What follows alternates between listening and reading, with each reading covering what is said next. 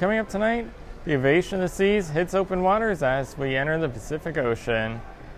The captain welcomes everybody on board, and we sit down to meet him personally. It's all coming up, so let's set sail.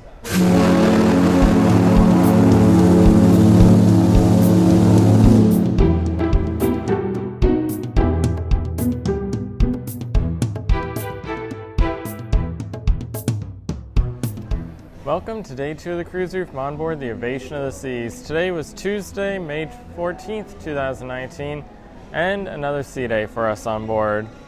We do have one top story to talk about tonight. It's really not a true top story, but it is worth drawing a little extra attention to, and that is the crazy weather that we're having, along with some rather humorous safety going on. So, last sailing on the Symphony of the Seas, and of course with the MSC side there's a lot of attention to safety. And with this sailing, that is continuing. That same high level of safety is throughout the ship. Probably the most obvious though is when you look at the lifeguards on board. Today we've had some crazy weather. We've had some really warm periods, cold periods, bright blue sunny skies, heavy cloud, fog, clear, anything you can imagine, heavy rains, mist.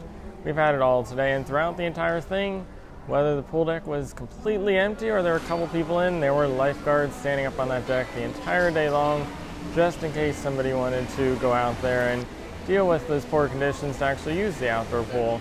So they didn't close things, they actually just put the lifeguards right outside all day long in the elements to be there in case somebody chose to swim to ensure their safety. As for our new time location, today we were at 49 degrees and 13 minutes north by 126 degrees and 53 minutes west.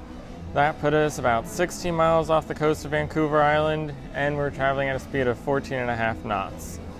Our next stop's, of course, Icy Strait Point, and at noon we were 229 miles from Vancouver with 663 miles remaining to our next destination. The weather, as I mentioned today, was everything you could imagine. Started with a sunrise at 5:43 a.m. this morning, and when I got up, you couldn't see anything outside. It was completely fogged in and rainy out there. But by about 8 a.m., things were clearing up, and we're left with just that rain throughout the day. It wasn't heavy, just a drizzle. But we did have a high of 52 today. At some points, it seemed a little bit cooler, but never really cold today. It was always a pretty comfortable temperature outside, and at some points when the sun was shining it was rather warm. We had, for the most part, very cloudy conditions. It was raining most of the day. In the afternoon it seemed to clear up, the rain slowed down, went to a mist for a while before ultimately ending. And in the middle of the afternoon we actually had a period of bright blue sunny skies out there, so an actually nice afternoon to head out to the pool deck and the top decks compared to how rough the morning was. But it did get a little bit foggier and the clouds all returned for the evening again. We had a wind speed of 23 knots today, but it was traveling with us, so it was almost completely calm conditions out there, which I'm sure really helped attribute to those nicer, warm conditions. And there was a slight chop to the sea, nothing too major, but this evening we are feeling the ship rocking a little bit more. We are clearly heading in the same direction as those winds, and I think it's more the ship just riding over those waves rather than cutting through that we're feeling on board right now.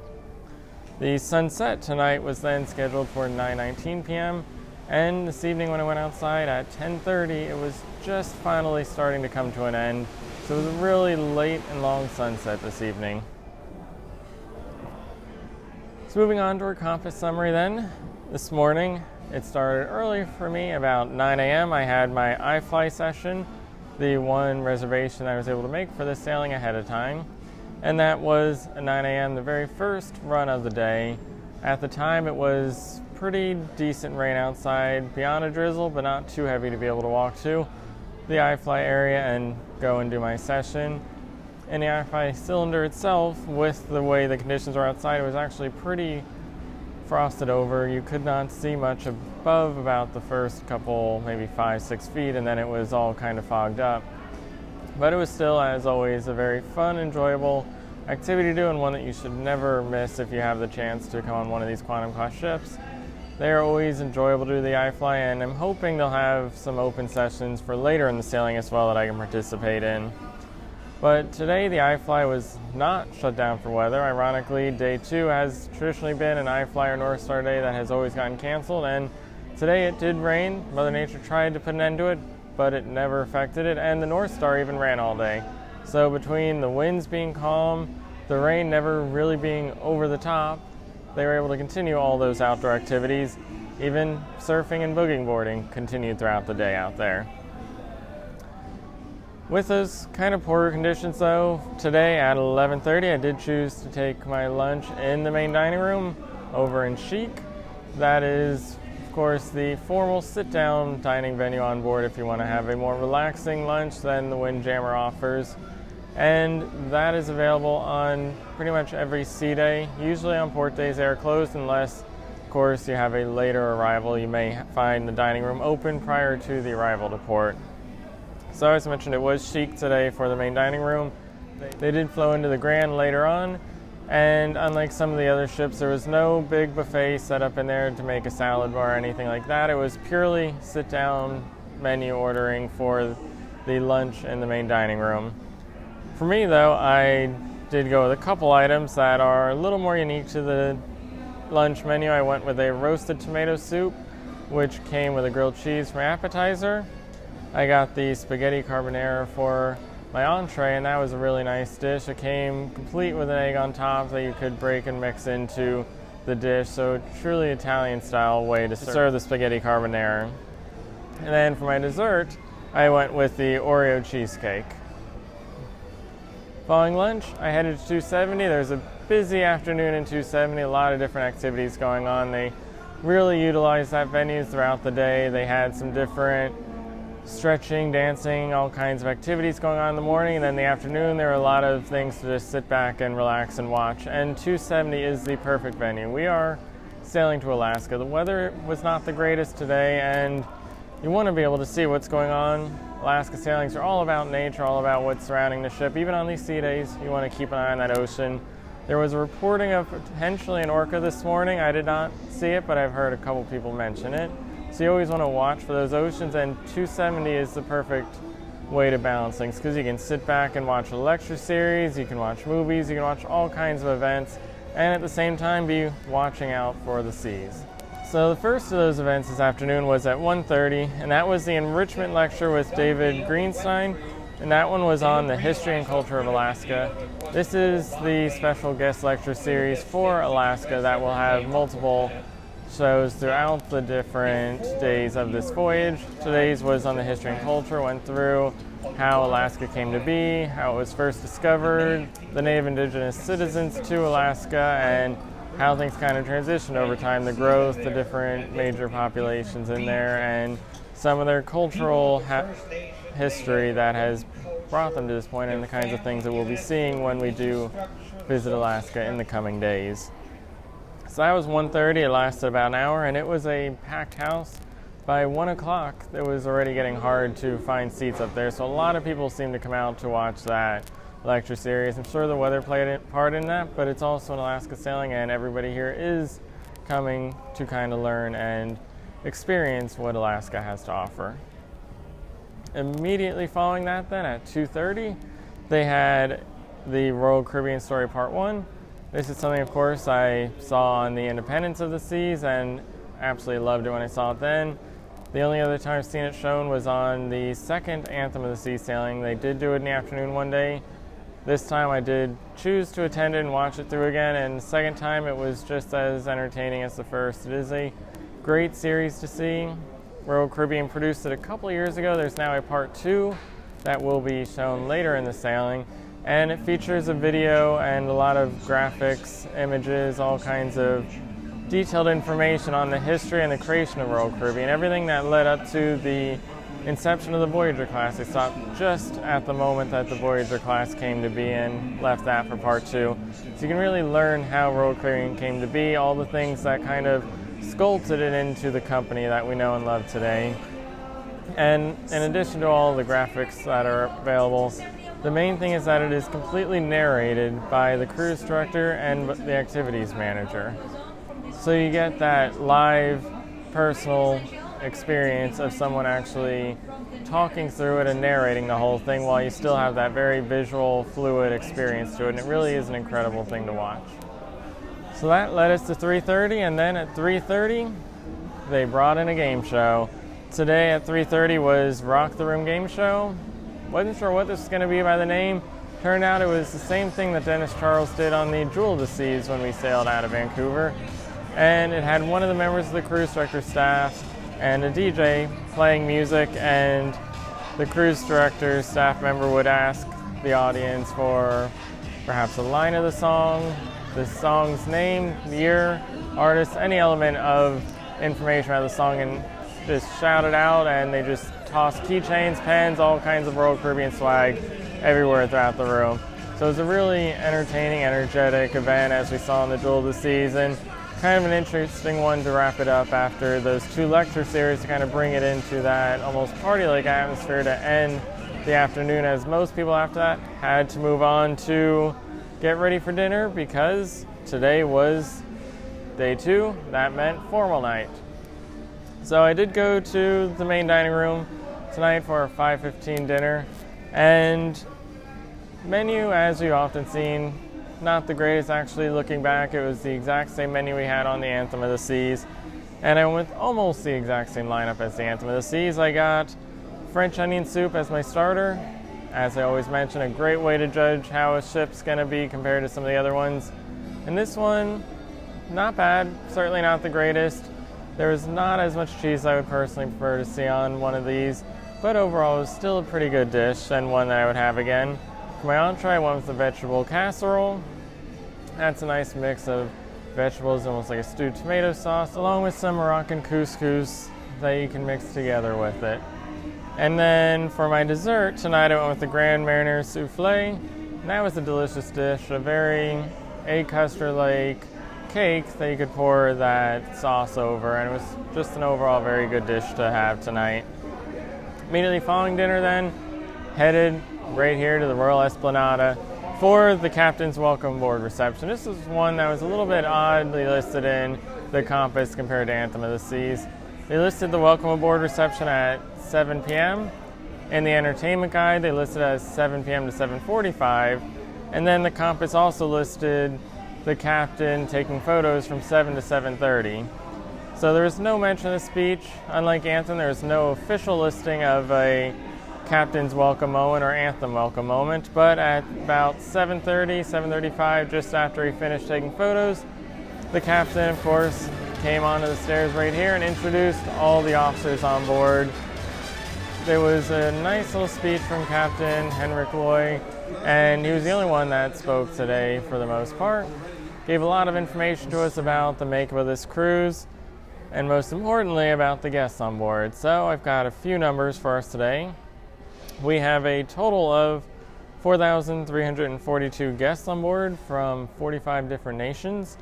That is more than the 4,180 double capacity, and I'll have to check, but that may even be one of the top Quantum class sailing numbers that I've been on so far. What's interesting is the makeup of the guests. Beyond just that raw number there, you've also got from the US was 2,365 guests, but even though we left from Vancouver, number 2 was Australia with 589 guests. I don't know how many of those were here the entire time she made her Trans-Pacific from Australia, and how many chose to just fly out here from Australia to see the ship that's been sailing Australia. But they were the number 2 nation, with Canada coming in third with 429 guests. And our crew on board, slightly less than we saw in the Anthem of the Seas and the Quantum of the Seas. There's 1,601 crew members from 69 different nations. Of course, on Anthem of the Seas, we had the transition between different casts going on, so that leads to more crew members being on board, and of course a double cast being on board, so I'm sure that's probably where most of the difference in those numbers come from.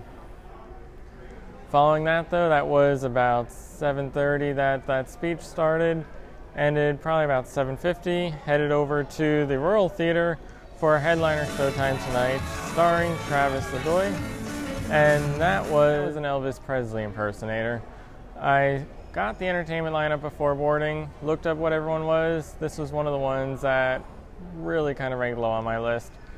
wasn't looking forward to this one at all. Personally, not a big Elvis fan before my time, not familiar with too much of his music, so not a whole lot to kind of excite and intrigue me about this show.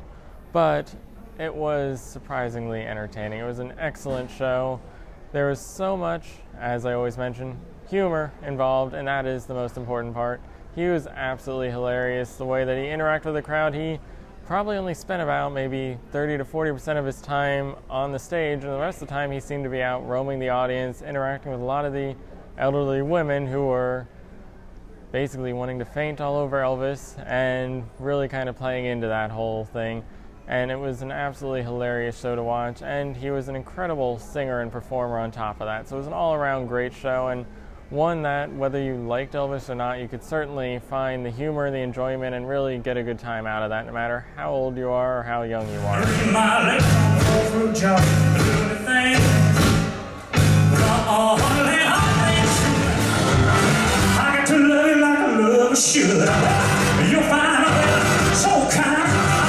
So that was an excellent show at 8:15 p.m.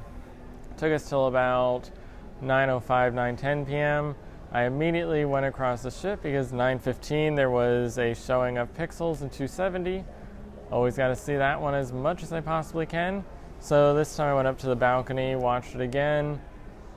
Once again, it's one of those shows where it's hard not to compare it to Spectra's Cabaret. It really is the exact same show. Sarah does an absolutely incredible job. Her personality, her style to the show is absolutely incredible and really gives it a little more of its own personality and style to it.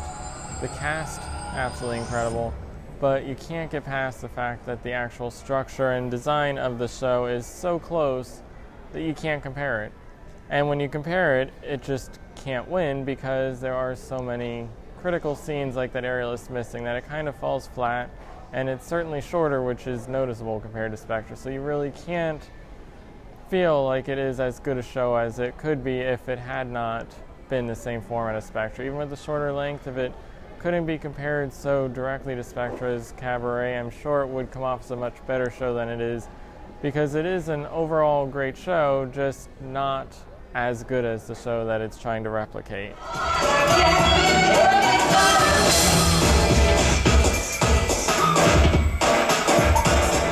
And that lasted till 10 o'clock. It is only about a 40-minute show.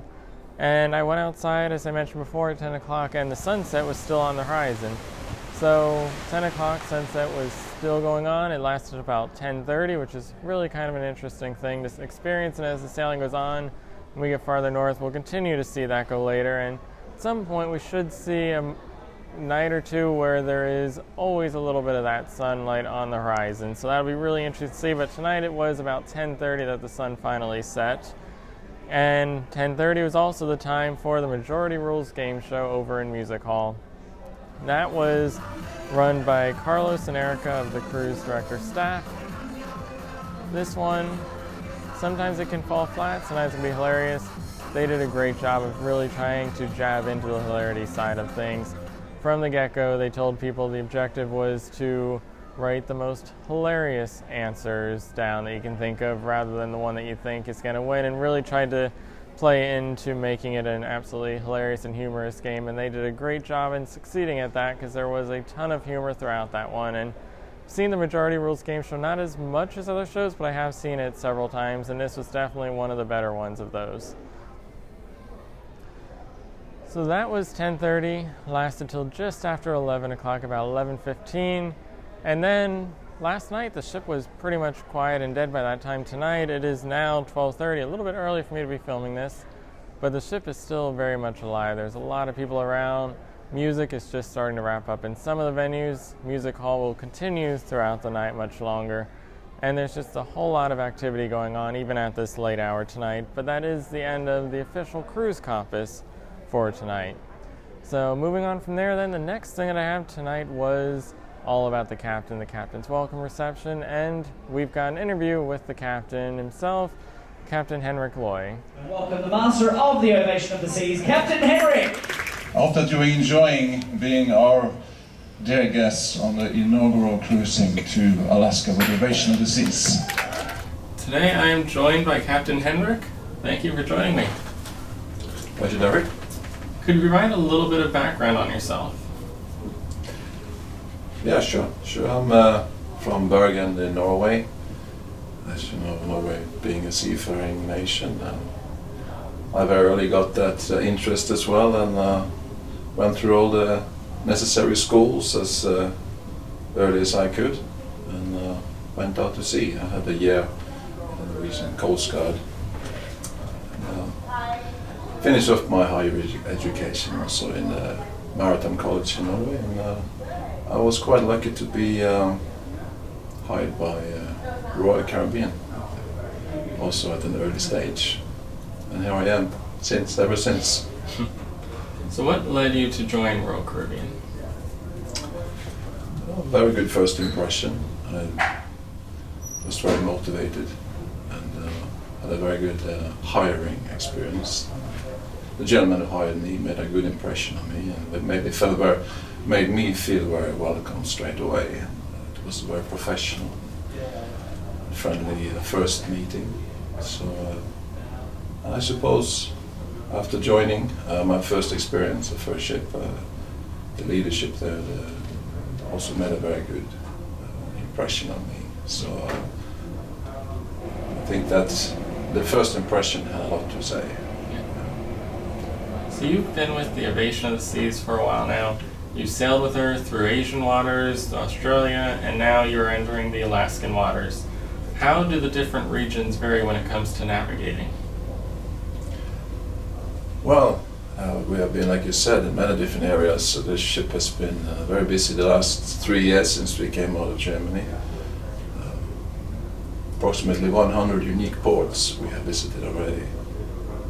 We've come through from Europe, the Mediterranean, Suez, and Middle East, India, Asia, Southeast Asia, China, Japan, everything.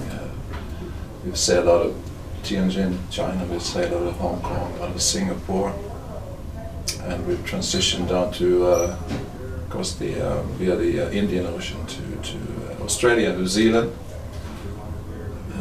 Pacific, South Pacific Islands, and now across the Pacific via Tahiti and Hawaii, and now to Alaska. So you have many unique challenges in these areas.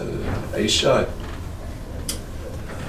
very busy with traffic. It's one of the busiest ports in the world around there, and so definitely traffic is a major challenge for us there. And typhoon season is tough out of China.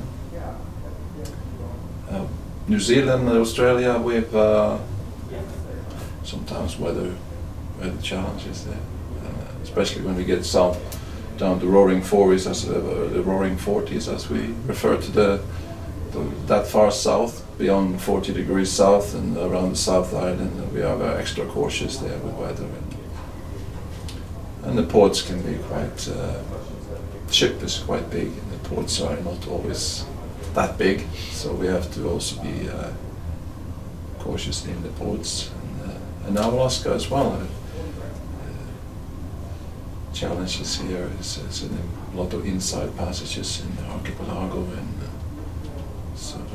but it doesn't really matter where we are in the world. We have a very standardized operation of safe navigation, and I'm referring now to the safe navigation. Of course, multiple other challenges of running a cruise ship. You know, with there's a total of 6,000, potentially 6,500 people on board, 1,600 are crew from 68 different countries, and the guests from 30, 40, 50 different countries as well.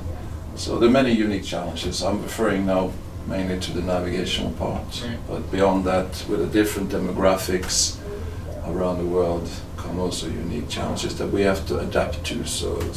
But luckily we've become quite accustomed to change now. I think that's one of our strong suits with this ship now, because since this is, when you interview me now, it is 169.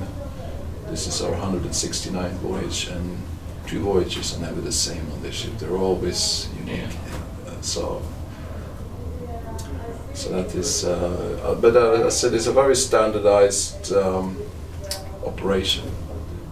There's a lot of procedures, so we try to keep the same standard where we go. The captain is the public figurehead of the ship.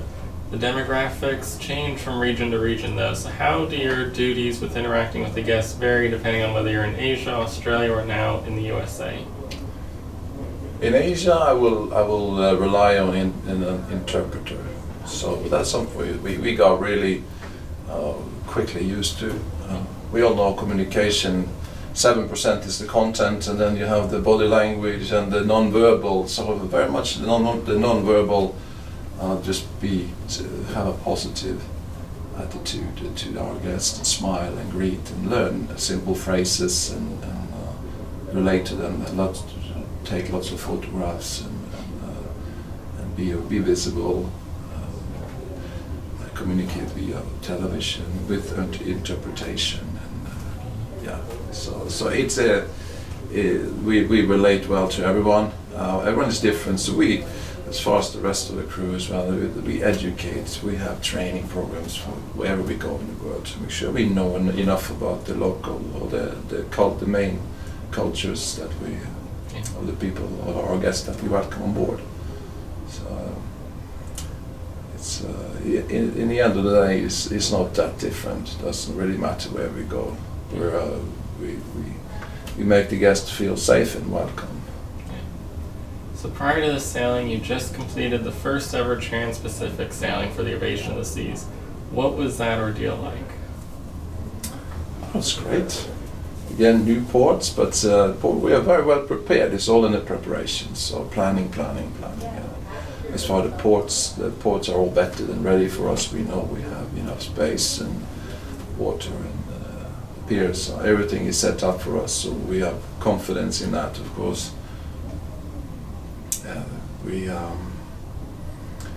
For Alaska, coming to Alaska, I was in Alaska last year, meeting with everybody, meeting with the pilots, going through every port, simulating. And that's the same I did for New Zealand and Australia and other regions. Before we go there, a captain would fly out months and months in advance and build relations with pilots and get familiar with the ports and simulate and make sure that we're all on the same page as far as what's safe and what. The Ovation of the Seas arrived to the U.S. for the very first time on that trans-Pacific sailing. What extra requirements were there when she made that debut? Not really. We have to have a port state inspection like we've had in all the regions that we have gone to, whether it was Asia or so. And the rules are international for the most part. And there's some specific to the United States, so we would have to make sure we comply with all the federal rules of the United States. And so it just means being extra prepared because you're coming to a new region.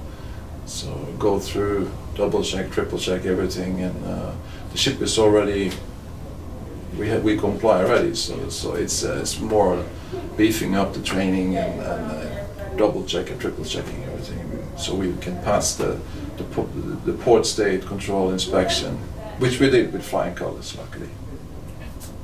So when she made it to the mainland U.S., to Vancouver, she had to pass under the Lionsgate Bridge and again on her way out.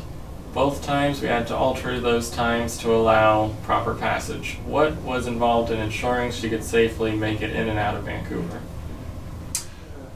Well, it's going under the bridge is always, you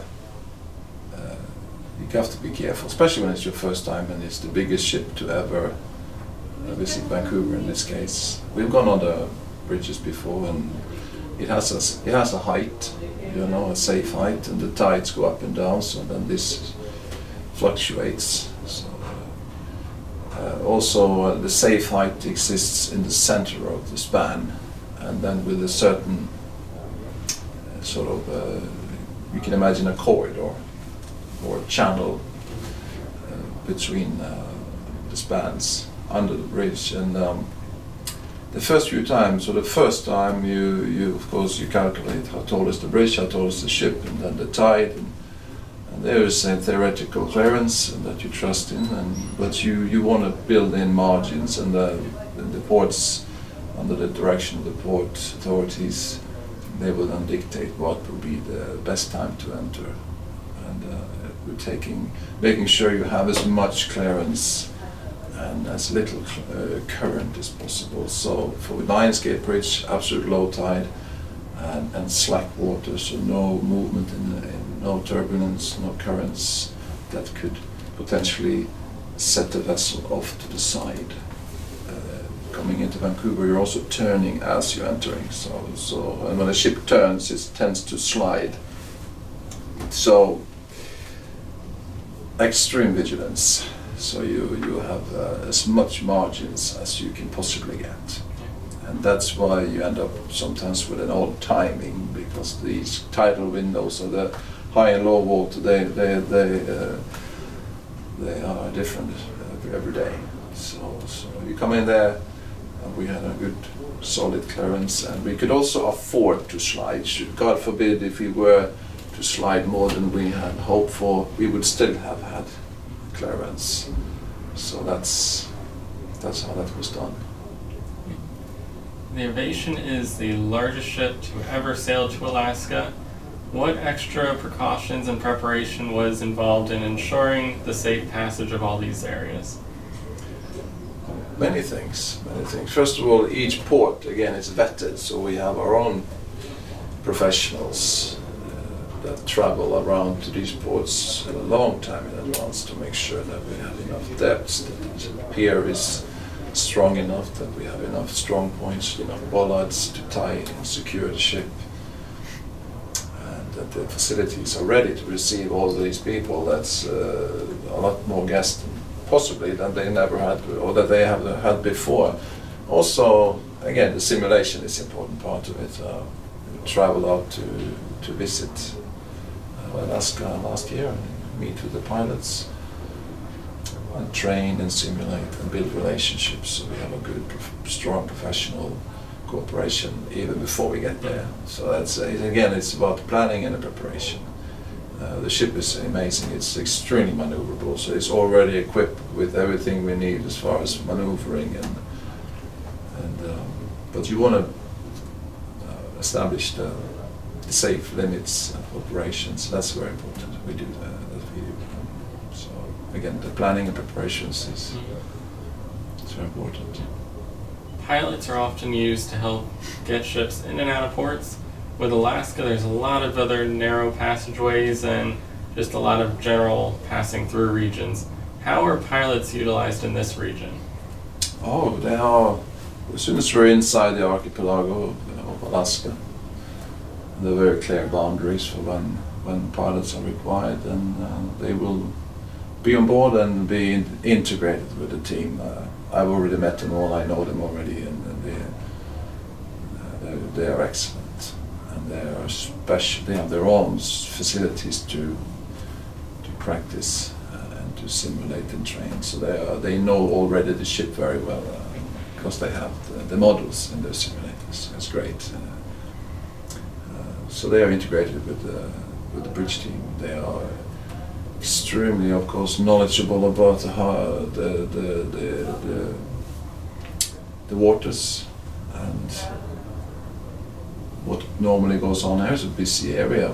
I think it's a record year now with amount of ships, and so they're master in communication and navigation. So they're really, really helpful, and it's mandatory.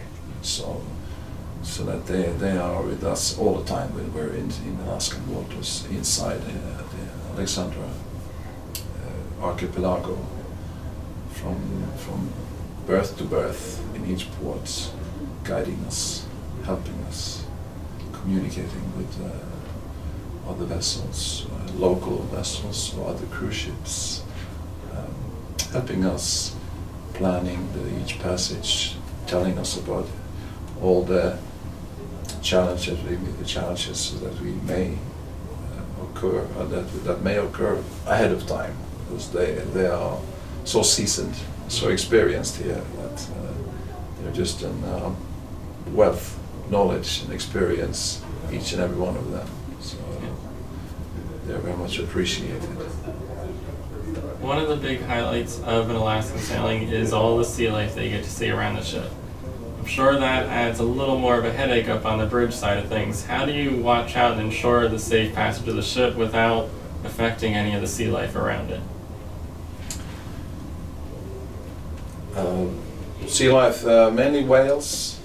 We love whales. I mean, we see them and we're like little children. I mean, you never get tired of seeing whales. So we know where they are.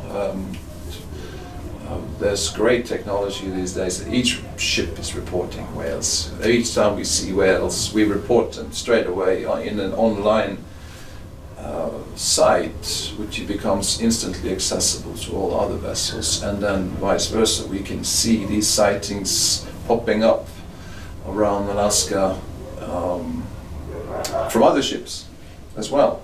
So we can see where the density, or where the sightings have occurred the last recent few days or over the whole season.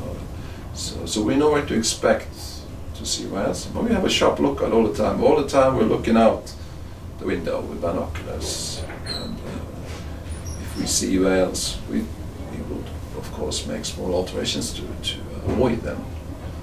So reporting all the sightings and avoid them if they're in our path.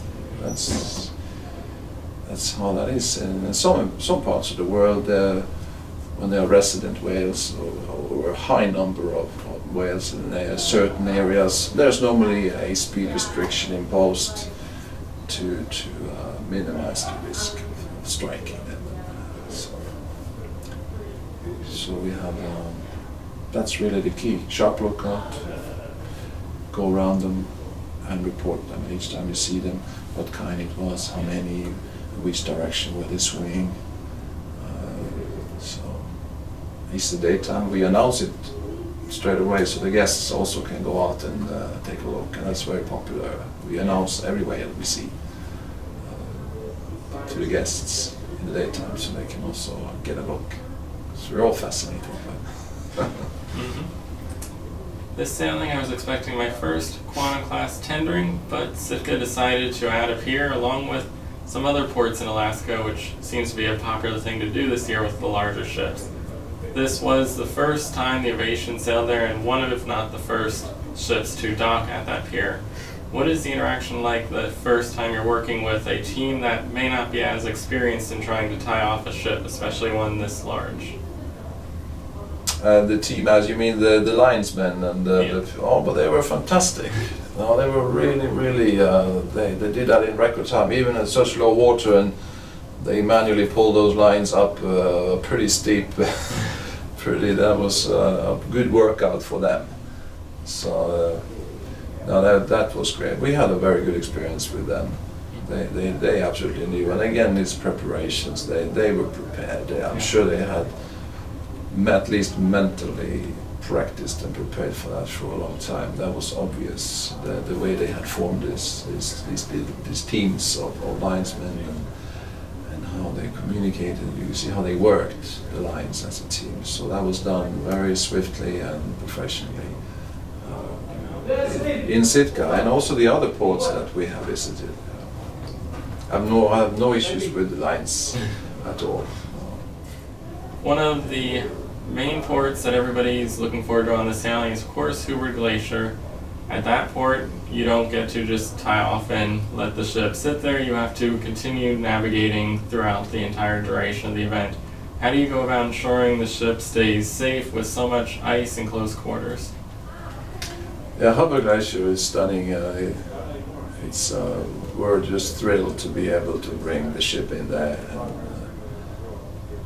So there's ice. There's a glacier, and then the ice calves, so it breaks off in pieces, and then it floats around on the currents. And so again, here the pilots really come into play, and together with the senior officer and the deck, the bridge officers, we form a really good team, because that's pure teamwork. Yeah. So the pilots, very good briefs and preparations. You need good visibility. We had perfect visibility when we did it. It was unbelievable. So you want to have good weather, and all the radars running and tuned, and so you want to be able to detect the ice properly and to identify the pieces of ice that can cause or that can be cause for concern that needs to be avoided.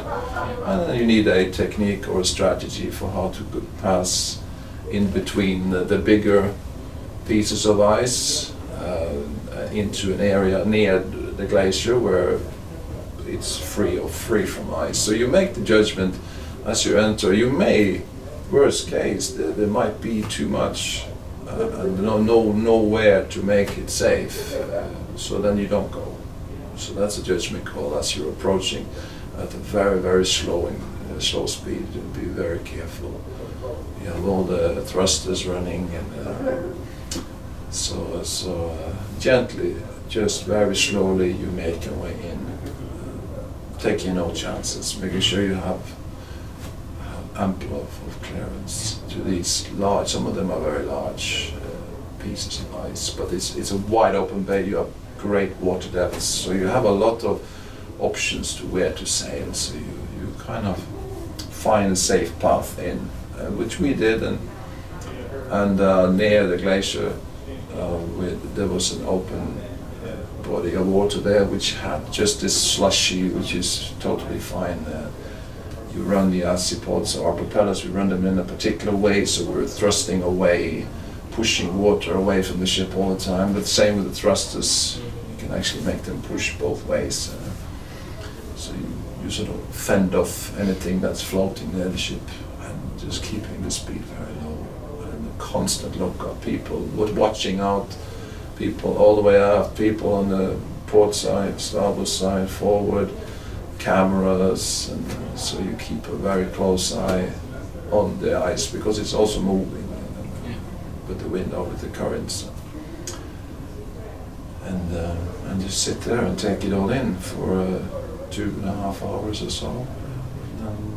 Same thing, you make your way out, but very, very, very slowly and carefully, just going between the big pieces of ice. It's fascinating.